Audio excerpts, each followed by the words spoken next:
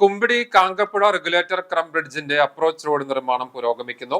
Road മണ്ണിട്ട് ഉയർത്തുന്ന പ്രവർത്തനങ്ങളും സംരക്ഷണ ഭിത്തി നിർമ്മാണവുമാണ് നിലവിൽ നടക്കുന്നത്. കുമ്പിടി കാങ്കപ്പുഴ റെഗുലേറ്റർ കം ബ്രിഡ്ജിന്റെ ഉദ്ഘാടനം പൂർത്തിയായതോടെ പാലത്തിലേക്ക് പ്രവേശിക്കാനായുള്ള അപ്രോച്ച് റോഡ് നിർമ്മാണവും പുരോഗമിക്കുകയാണ്.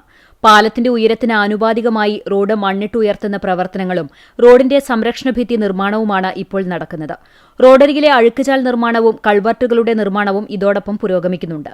മഴക്കാലത്തിന് മുൻപായി നിർമ്മാണ ജോലികൾ പൂർത്തീകരിക്കാനാണ് ശ്രമമെങ്കിലും നിർമ്മാണ ജോലികൾ മന്ദഗതിയിലാണെന്ന ആക്ഷേപവുമുണ്ട്.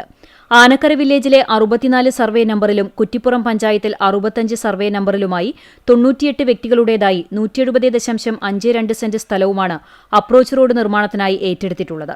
ഇതിൽ വീടുകളും കെട്ടിടങ്ങളുമായി 10 എണ്ണവും 49 മതിൽ, ഗേറ്റ് എന്നിവയും 3 കിണറുകളും ഉൾപ്പെടുന്നുണ്ട്.